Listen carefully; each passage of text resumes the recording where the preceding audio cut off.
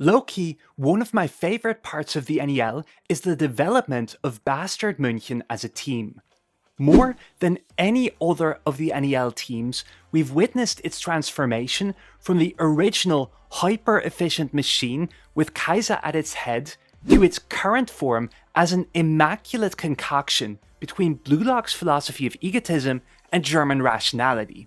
And what's so cool about this is that the current form of Bastard München is basically a reflection of all the developments that its various players have undergone over the course of the arc, as well as a blueprint for how to create a functional team of egoist footballers.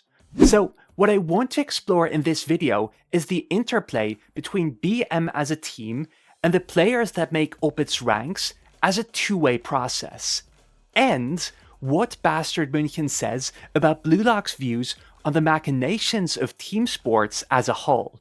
Hello, my name is Sean, and I fully confess this video is simply an excuse for me to yap about Yukimiya some more. But before that, I have something else that I've actually want to announce. After coming back from my holidays, I've also been working on another video, a thematic analysis of Gambling Apocalypse Kaiji, aka part 1 of the Kaiji manga. A project that's been in the making for quite a while that I've finally been able to finish. It's up on my second channel right now. You can find the link in the video description. It helped me tremendously if you check it out and give it a bit of a boost. Also, talking about ways to help me out, if you want to support me even more, I've got a Patreon page to help cover costs to keep the channel running.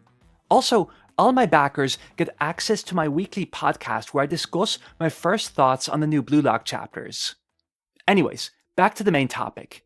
Let me start with a question that might appear deceptively simple. Why do I think that the team of Bastard München in particular is so important to Blue Lock's overarching thematic messaging? I mean, yes, it's the team that Blue Lock's protagonist has been on for about half of the manga's total duration, but I think there's more to BM than just its sheer ubiquity. For that, I want to cast your mind back to Kaiser's first showing in the Barcha match. When Blue Lock's greatest salt peddler observed the Germans in action, he assumes that there is nothing special about Kaiser. He's simply being carried by the host of exceptional players at his beck and call. Isagi, however, sees it differently. Bastard München's rationalistic philosophy could only be brought into reality because of Kaiser's awe-inspiring abilities. But even more than that, Isagi immediately recognizes Jinpachi Ego's teachings in Kaiser's playstyle. Among the very first lessons in Blue Lock was that a true striker needs to be someone who can turn 0 into 1. I'd say this would be acknowledged as the very cornerstone of being an egoist striker, but what I hadn't truly internalized before making this video was that this concept doesn't so much play out on the level of an individual striker, but rather on that of the team. The point is that you don't want to stop at 1. The striker's 1 merely serves as a guidepost for the remainder of the team.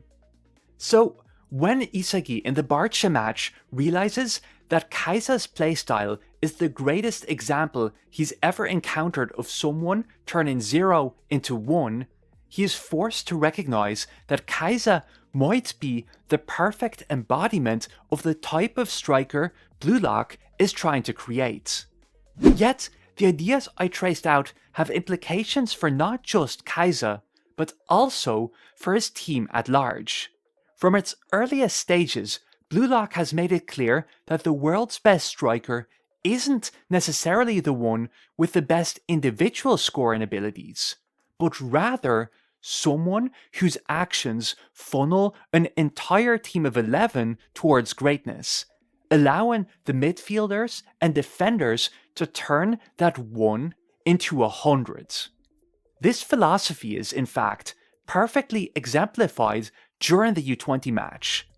The heat emitted by Rin caused a domino effect across both teams, leading to awakenings and evolution among the midfielders, defenders, and goalkeepers.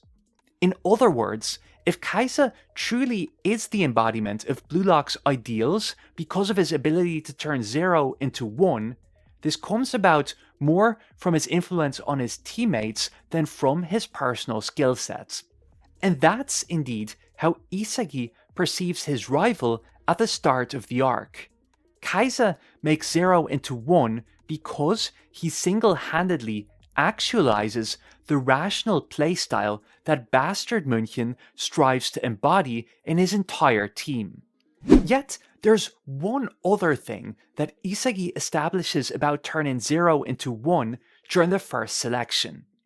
The reason why Ego created a selection revolving around unleashing the Blue Lock candidates' latent egos is not just to create one great striker, but also because a team of egoists can only emerge from an environment that simulates the survival of the fittest. So, while yes, Blue Lock absolutely does want a sole egoist striker at the helm, this doesn't mean that the ideal team is one where the other players are meek sheep that obey their master's every command. And that's, I think, something that we should be remembering when we encounter the original Bastard München. While their hyper-efficient playstyle is certainly producing results, this isn't the type of team that Blue Lock aims to produce. That brings me to two of Blue Lock's other core concepts: destruction and rebuilding. I'd highly recommend checking out my U20 analysis because that's where I go into detail on the significance of this dichotomy. But for the purpose of this video, Blue Lock's basic model for enacting change upon the world is that you must destroy the status quo and rebuild from the ashes rather than reform from within. And in the world of football, it's the strikers who wreak havoc upon their opponent's formation and cause revolutions on the playing field. That's why Henri's dream of rejuvenating Japanese football must by necessity coincide with Ego's attempt to create the world's best striker. This is the background against which we must assess Isagi's actions upon entering the German team. After arriving in Kaiser's empire, he and the other Blue Lockers are faced with that exact dilemma. Will they try to carve out a space for themselves within Kaiser's domain, or attempt to topple the established order? And the very fact that Isagi immediately reacts to this situation by disrupting the entire team dynamics makes him out as a true striker/destroyer. When he encounters an environment that threatens to stifle his ego, he responds in kind by breaking it apart. So let's examine this from the viewpoint of the manga's narrative progression. The U20 match was the first time where Blue Lock's egoists dismantled the status quo, which was figurized by Rin's awakening as the ultimate destroyer. Yet, at the very end, it becomes apparent that Rin's rampage won't give rise to a brighter future for Japanese football. And that's why Rin's place is ultimately subsumed by Isagi, the hero who can bring true change to a rotten system. This passing of the torch then segues into an arc where Isagi has to prove his ability to do what Rin cannot, and that's where Bastard München comes in. This is his opportunity to create a true egoist team with himself at the helm, a team where the egos of its 11 players create something greater than the sum of its parts. And upon achieving this task, Isagi will be primed to lead the greatest Japanese football team ever into the World Cup. So, apologies for the extensive preamble, but I really want to make it clear why there is so much story space dedicated to the gradual transformation of the German team. In fact, every match of the NEL is meticulously crafted to embody a critical stage in the journey of Bastard München actualizing its potential as a team of egoists. To start with, the Barcha match. The NEL's inaugural contest has effectively two main purposes. It first establishes Bastard München's status quo, and then concludes with Isagi destroying Kaiser's stranglehold over the team. And just to be clear, I don't mean to suggest that Isagi immediately dethroned Kaiser. However, Kunigami's final goal does unequivocally bring an end to the idea that the team revolves exclusively around a single player. And with that, the Blue Lockers breathe new life into a stagnant system. As for the next two matches, much of what I have to say here draws from the main theses of my Manshine and Uber's analyses. So, if you feel like I'm not fully backing up some of my claims, you can find them substantiated in full over there. Anyways, if the Barcha match is the moment where Isagi demolishes the established order, the Manshine match sees him acquire the mentality that's necessary to reforge the team from the ashes. The major takeaway of the Manshine match is that different players have different, oftentimes contradictory, approaches to reaching the top, and importantly, that each of these philosophies can bear fruit. That idea is most prominently illustrated by the conflict between Isagi and Yukimiya that forms the dramatic centerpiece of the entire match.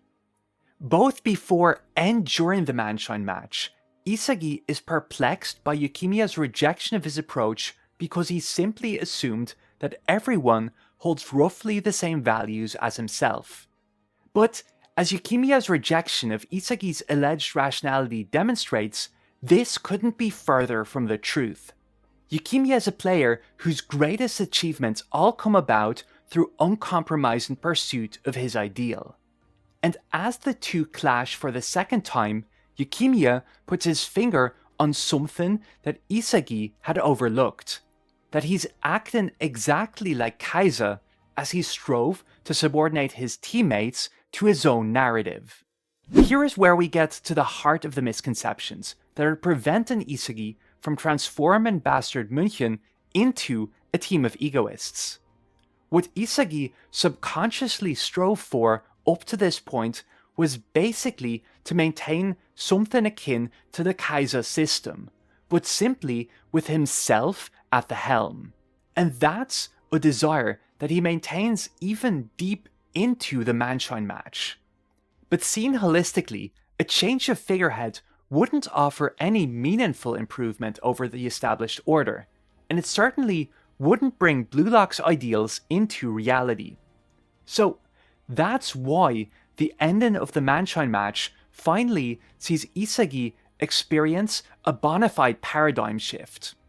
When Yukimiya surpassed Isagi's imagination to score the winning goal, our protagonist at last understands that allowing for a diversity of philosophies in his team will actually elevate his performances in the process. In sum, Isagi's experiences throughout the Manshine match open his eyes to the benefit of coexisting and competing with his fellow egoists, and this realization paves the way for a new and invigorated Bastard München. That brings us to the Ubers match, which in many ways is the watershed moment for the team to be reborn. Throughout the NEL, the power struggle between Isagi and Kaiser serves as the main source of friction within BM. Their irrational antics are actively hampering the team from performing at maximum efficiency. This is the narrative context from which we must view the Ubers match. As the dust had settled, following Yukimiya's goal, Kaiser officially acknowledges Isagi as an equal, and so he challenges him to a proper face-off in their next showing, to settle the battle for the throne of BM for good. To put it differently, what's truly at stake in the Ubers match on a macro level is for Isagi to prove his merits as a leader. And that's why the main antagonist of the match is Blue Lock's resident king. This is also the reason why the match constantly highlights Isagi's qualities as a leader. When Snuffy's playmaking pushes the disorderly German team to the brink of collapse, and even Noah doesn't know how to recover, Isagi takes charge of a desperate situation. Then, following Barro's second goal, he demonstrates superior judgment about what substitute could turn the tides. And finally, he intervenes during Hiyori's crisis of faith and brings out the midfielder's full potential. In other words, Isagi's winning goal is less a testament to his individual abilities, but rather the result of him taking charge and leading Hiyori to victory. On the flip side, the Ubers match sees Kaiser spiraling further and further into isolation. As his fixation on Isagi becomes increasingly disruptive, Kaiser is deigned a hyena, a scavenger stealing away the scraps of Isagi's spoils. And if the lion is strongly associated with Barro's kingship throughout the match, Kaiser's transformation into its antithesis represents how his stranglehold over the team is slipping from his grasp. Kaiser is no longer the ace who turns 0 into 100. By this point, he's an active detriment to his team. And so, by the end of the match, Isagi has definitively secured his place as BM's rightful king. So, during the middle portion of the NEL, we witness two developments that serve as prerequisites for Bastard München to reach its full potential. Firstly, its players come to understand that allowing for a diversity of values and beliefs can elevate the performance of the team as a whole, rather than simply relegating them to a squad that backs up their leader as efficiently as possible. Secondly, Isagi becomes the team's unequivocal king, and thereby reshapes its brand of football in his image. That brings me to the PXG match, where the two problem players scale the final hurdle to revitalize the team. Over the course of the match, both Isagi and Kaiser cast aside their unnecessary fixations and focus on their innermost desires. In doing so, each of them also attempts to coordinate with players on their rival's side, in an effort to stitch together the two fractured camps into a seamless whole, until at last they become a terrifying united front that epitomizes the team's philosophy of rational football. Actually, let's talk about Bastard München's signature philosophy for a moment, since I haven't really touched on it so far. BM is the team of extreme rationality, one that rises to any challenge with cold-hearted logic. And while this might sound quite concrete on the surface, the manga, in my view, is keenly aware of the fact that the rational course of action is not always readily apparent. Just to give you an example, when BM requires a substitute for Kurona in the Ubers match, Noah prepares to send in the player with the next highest overall abilities. Isagi and Hiyori, however, put forward a well-reasoned case for choosing a player whose skill set better complements the team's current needs. Either option is logically sound, and suddenly you end up needing a refined sense of judgment to make the optimal call. Noah later follows suit in the PXG match. He rationally sends in the numerically weakest link of the team to perform a highly specialized task. But once that tactic has lost its edge, Noah has no qualms about cutting Igarashi's prospects short with the same frigid logic. Put differently, even if Noah talks about his team being all about numbers above all else, his own decisions betray that simply relying on raw data won't bring in results. In the same vein, the notion of rationality alone doesn't dictate the optimal playstyle for any given team. BM's original strategy was deemed hyper-rational because it revolved around finding the most efficient ways to let its star score. Yet, by the PXG match, something like Yukimiya going on an unexpected solo charge is also treated as an extension of the team's destructive rationality. And what I've hopefully made clear from all that I've argued in this video so far is that the real point of this isn't that BM transitioned from rational to irrational and back to rational. Instead, the key takeaway is how differently the team's inherent drive towards rationality manifests before and after it gets dyed in the colours of the Blue Lock brand of egotism. The true case in point here is Yukimiya's showing in chapter 288. After subbing in, Yuki's sudden deviation from the most efficient play pattern offers overt visual callbacks to his rampage in the Manshine match.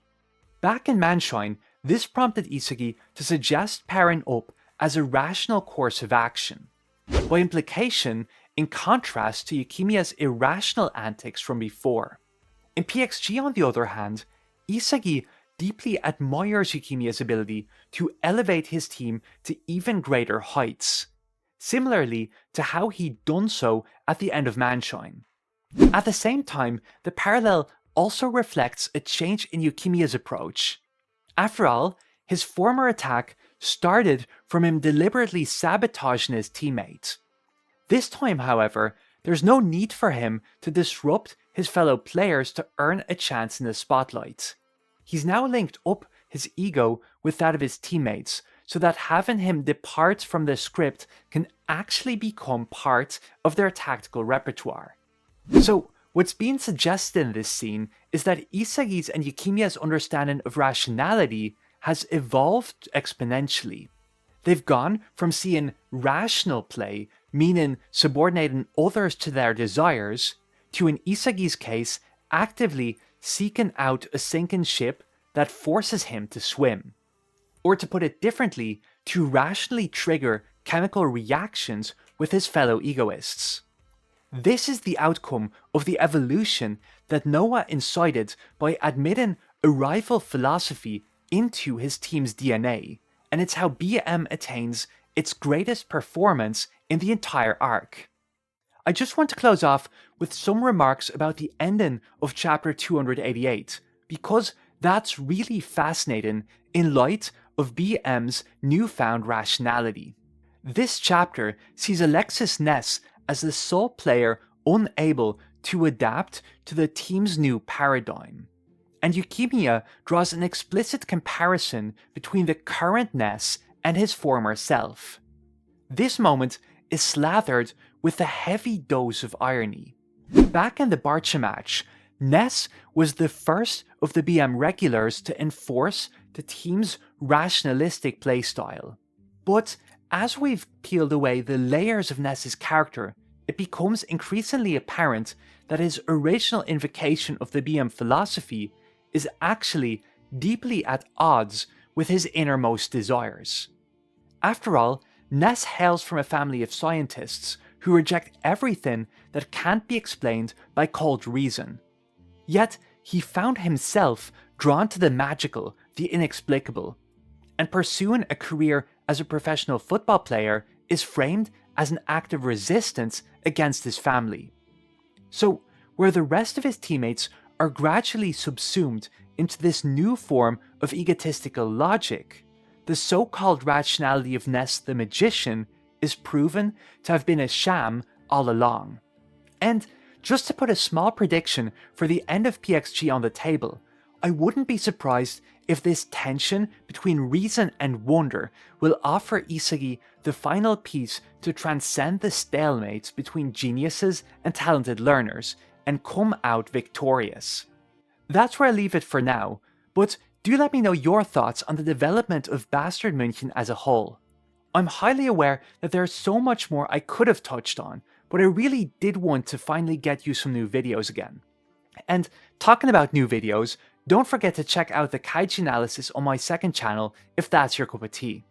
And as always, I want to thank my €10 patrons in particular, Patrician Pat, Orangey Legend and Trishla the Best Boy. Your generous support is a major reason, pun intended, why I've been able to grow so much the past months. And until next time, Slangafall.